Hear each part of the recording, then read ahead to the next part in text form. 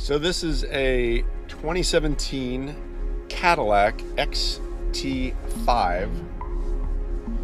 crossover. Really nice car. V6 engine, 3.6 liter, 8-speed automatic transmission. It's got the little paddle things behind the wheel for those that like that. Direct injection, variable valve timing. Reportedly 18 miles a gallon city, 27 on the highway. I drove from New York to Massachusetts yesterday, and it was a great ride. And I was getting about 22 miles a gallon. It's one of those cars that when you come up to a stoplight, it shuts down. I think you need to be here. Listen, there. That's a really quiet and a really gentle reignition. I know in some other vehicles I've driven that have that feature, it's kind of annoying. But in this case, it feels unobtrusive and obviously is designed to save on gasoline.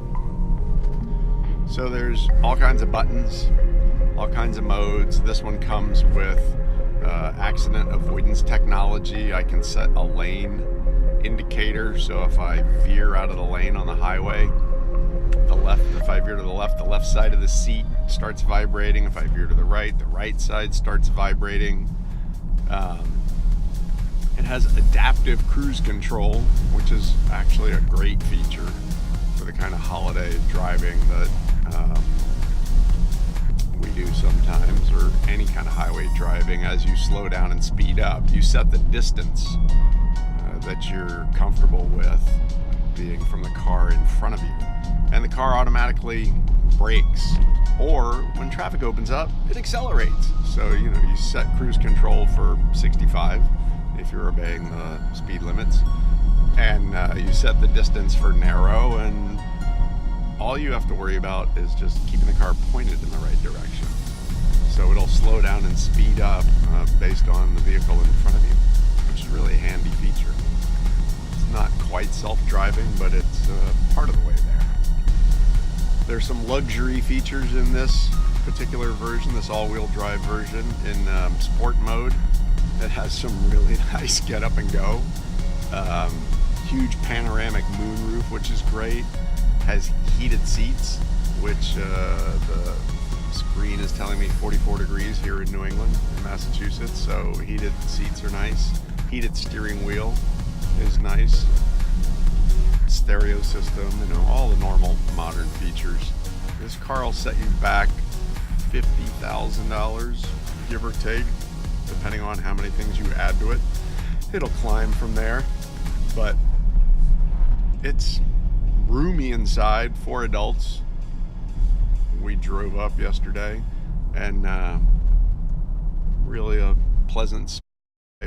All the cup holders, USB ports, the rest of that is becoming pretty standard with cars these days, all present and accounted for. There are certain things that you can adjust, and that's the beauty of all these systems. There's a heads-up display. Some people like that. I find it really distracting. So look in the instruction manual. That's super thick and more than 365 pages, I remember thinking. And it tells you how to turn it off, dial it down. So that's gone. There's a speed limit warning. So every time I was topping the speed limit, which happened now and then, it would beep at you and a warning would come up on the screen. Turn that off. So I know some people object to all these systems, but you can really dial them all back and make it just a simple basic driver. It handles nicely. It's taller than a car. It's shorter than a truck.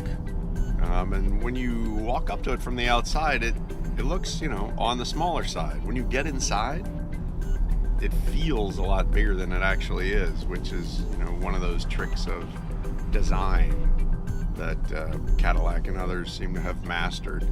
The huge amount of glass helps, but also just the way the interior of the car is laid out provides for a pretty spacious feel.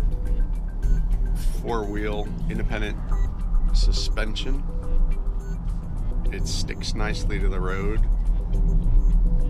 Driving along these beautiful curvy, twisty country roads. It's really a nice ride.